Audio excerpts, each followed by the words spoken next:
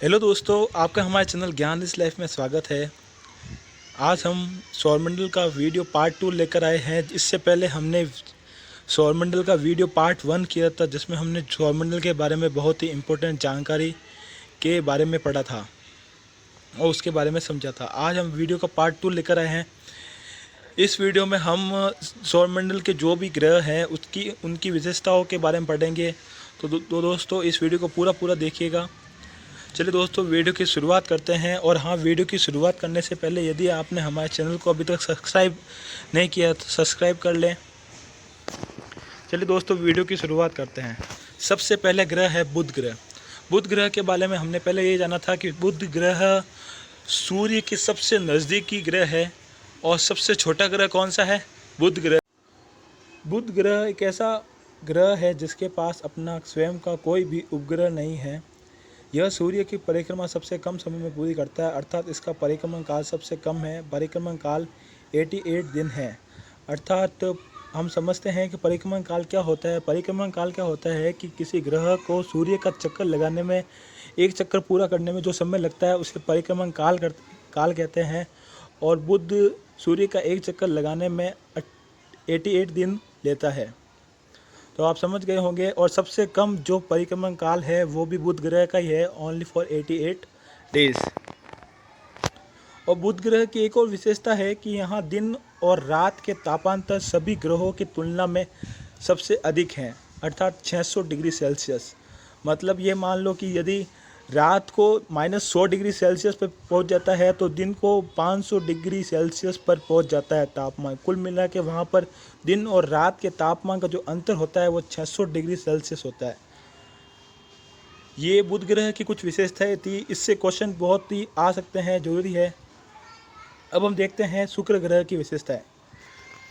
शुक्र ग्रह के बारे में हमने पहले ये जाना था कि शुक्र ग्रह पृथ्वी से सबसे निकटतम ग्रह है। अब ये भी पूछा जाता है क्वेश्चन कि पृथ्वी से सबसे निकटतम ग्रह कौन सा है, शुक्र है या मंगल? तो आप क्वेश्चन में उत्तर में टिक करोगे शुक्र ग्रह पृथ्वी से सबसे निकटतम ग्रह है। और शुक्र ग्रह की विशेषता और भी है कि ये सबसे चमकीला ग्रह है। और सबसे गर्म ग्रह कौन सा है? शुक्र ग्रह है, ना कि बुध। सब लोग ये कहते हैं कि बुध है जो सूर्य के सबसे पास है तो बुध ग्रह सबसे गर्म होगा, परंतु शुक्र ग्रह उससे भी गर्म है। सबसे अधिक मात्रा में कार्बन डाइऑक्साइड पाई जाती है। शुक्र ग्रह पर क्या पाई जाती है सबसे अधिक मात्रा में? Carbon dioxide. ग्रीन हाउस प्रभाव के कारण यहाँ का तापमान बहुत अधिक होता है। तो दोस्तों, अब हम बताएंगे कि आपको ग्रीन हाउस प्रभाव क्या होता है। ग्रीन हाउस प्रभाव में क्या होता है? ये एक प्राकृतिक घटना है जिसमें कुछ जो वातावरण में मौजूद गैसें हैं वह उस जो ग्रह है या उपग्रह है उस ग्रह के तापमान में वृद्धि करने में सहायता करती है। तो ग्रीन हाउस प्रभाव की जो मुख्य गैस है वो कौन सी है? CO2। इसलिए शुक्र ग्रह का तापमान सबसे अधिक है, क्योंकि वहाँ पर CO2 के कारण ग्रीन हाउस प्रभाव उत्पन्न हो जाता है, जिससे उस ग्रह का तापमान बहुत ही अधिक हो जाता है। तो इसलिए शुक्र ग्रह का तापमान क्या है? सबसे अधिक है, ना कि बुध ग्रह का। अब लिखा है मैंने चक्रण की दिशा दक्षिणावर्त है। चक्रण की दिशा दक्षिणावर्त क्या होता है? इसका मैंने पहले वीडियो में बताया था, इसका अर्थ क्या होता है।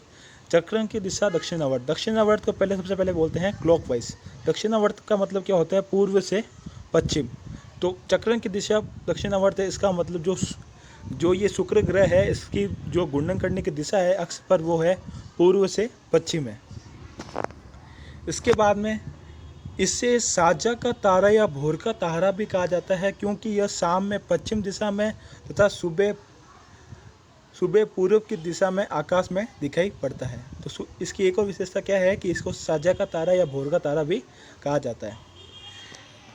इसके अलावा इसकी विशेषता है कि इसे पृथ्वी का भगिनी ग्रह भी कहते हैं, क्योंकि घनत्व, आकार एवं व्यास में पृथ्वी के समान है। तो एग्ज़ाम में क्वेश्चन इस तरह से आता है, कौन सा ग्रह पृथ्वी के समान है? तो आप कह सकते हो कि शुक्र ग्रह पृथ्वी के समान है, और शुक्र ग्रह को पृथ्वी का भगिनी ग्रह भी कहते हैं।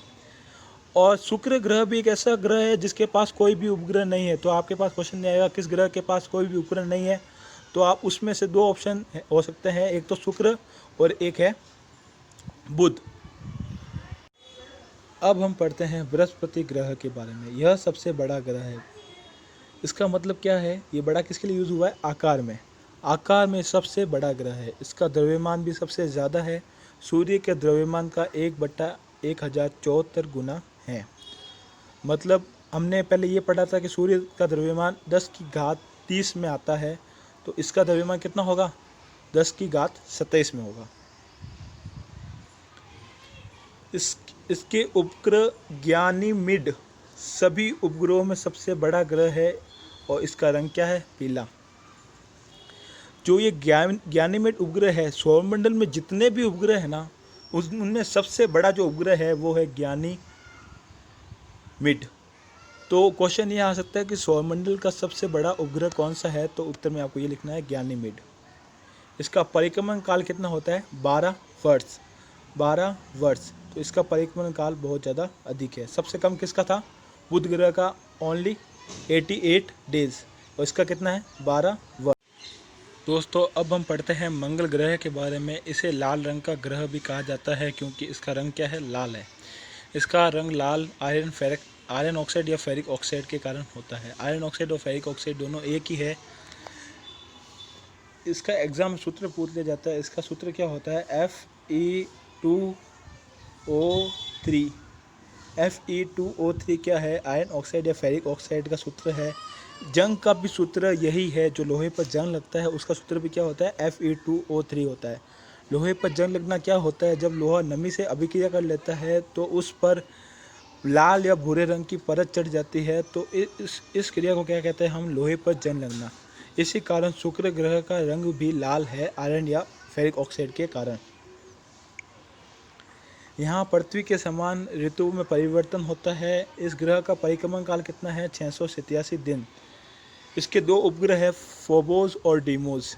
तो क्वेश्चन ये आता है कि किस ग्रह के दो उपग्रह फोबोस और डीमोस है? तो वो किसके हैं? मंगल ग्रह के। और सौरमंडल का सबसे बड़ा ज्वालामुखी ओलिपस मेसी कौन से ग्रह में स्थित है? मंगल ग्रह में। तो ये पूछा जाता है कि ओलिपस मेसी किस ग्रह में उपस्थित है? मंगल ग्रह में उपस्थित है। और सौरमंडल का सबसे ऊंचा पर्वत निक्स ओलंपिया ये भी कहाँ पर उपस्थित है? ये भी पूछा जाता है। मंगल ग्रह में उपस्थित है। और निक्स जो ओलंपिया है वो माउंट एवरेस्ट से 3 गुना अधिक बड़ा है।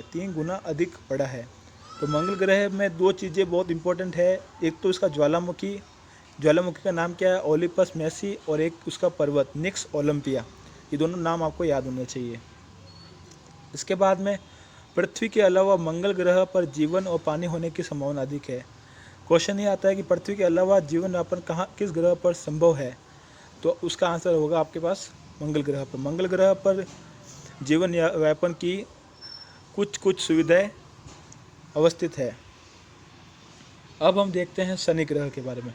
तो शनि ग्रह का मैंने डायग्राम बताया है। ये इस तरह से डायग्राम होता है। डायग्राम मैंने इसलिए बताया है क्योंकि ये शनि ग्रह के आगती पागती वलयनुमा जो संरचना है, तो क्वेश्चन ये आता है कि किस ग्रह के आगती पागती वलयनुमा संरचना, या इसको छल्ले भी बोलते हैं, किस ग्रह के आगती पागती वलयनुमा संरचना या छल्ले होते हैं? तो आपका आंसर होना चाहिए शनि ग्रह।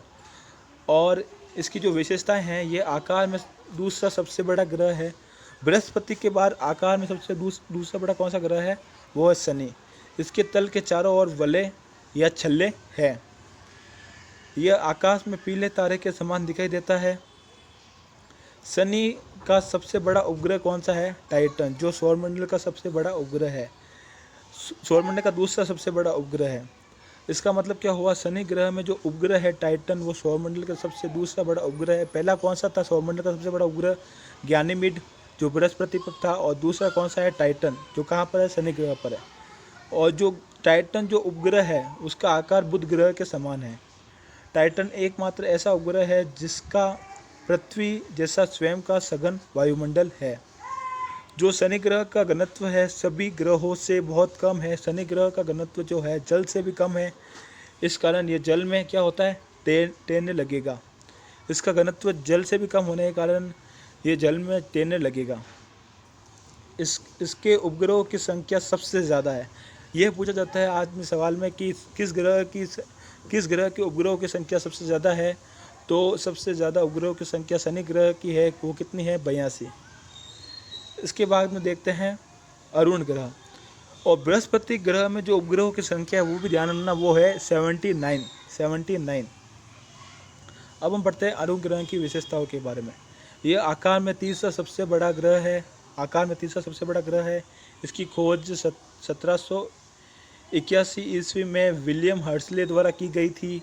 सौरमंडल में सारे ग्रहों में से वायुमंडल सबसे ठंडा पाया गया है। इसका न्यूनतम तापमान -224 डिग्री सेल्सियस है। सौरमंडल में जितने भी ग्रह हैं तो उन सबों के वायुमंडल में जो सबसे ठंडा वायुमंडल है वो किसका है?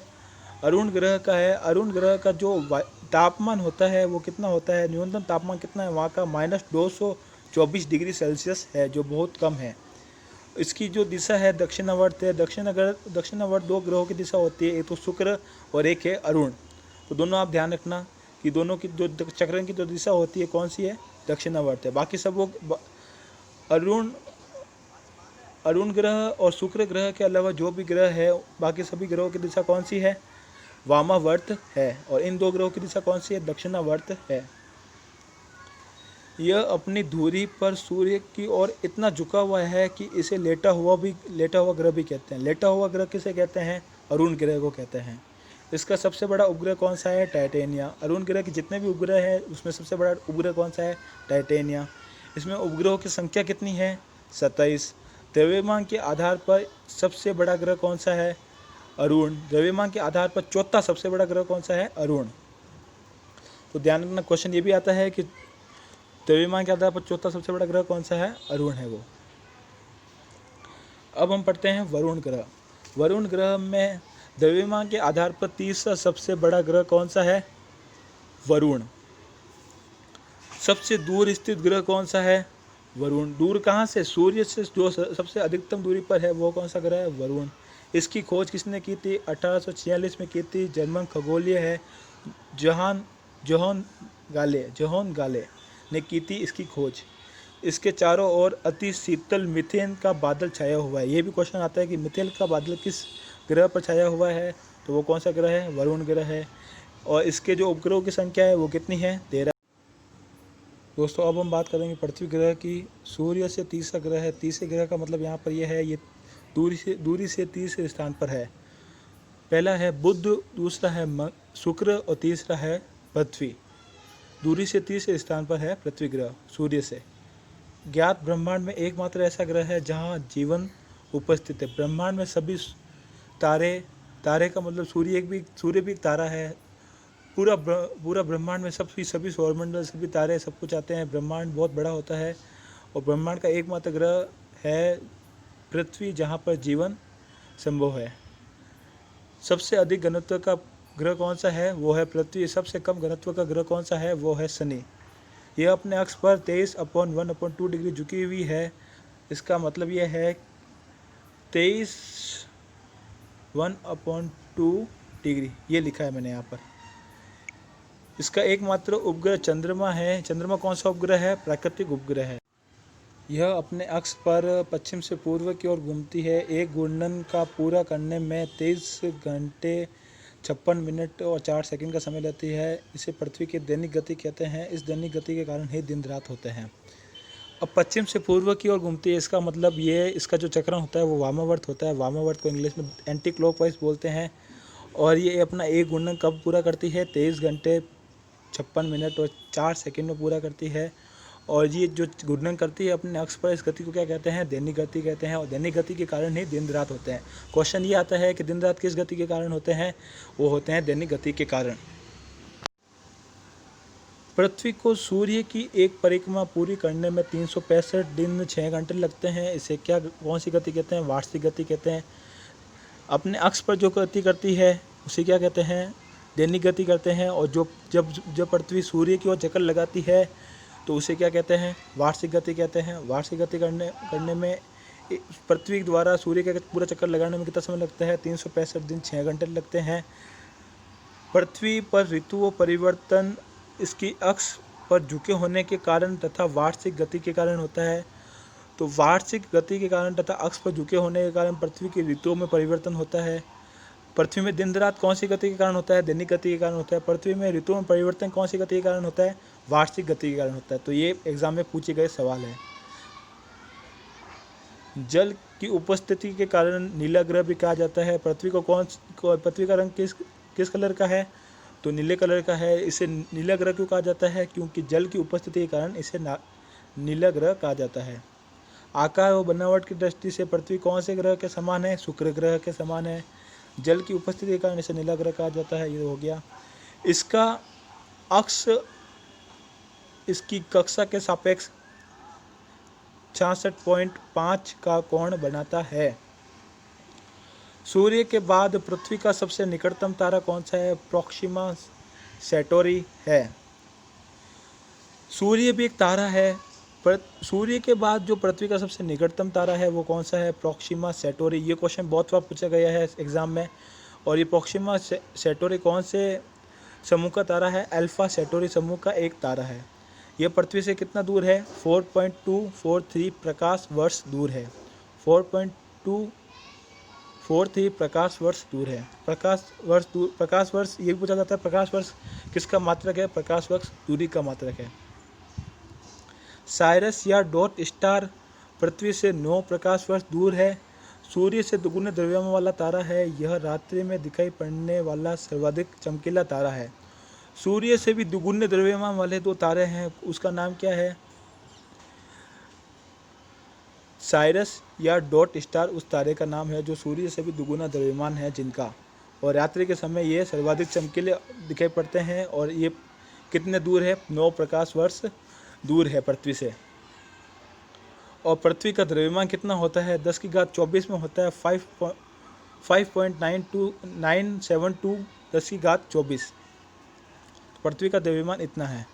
सबसे ज़्यादा द्रव्यमान किसका था? बृहस्पति ग्रह का था।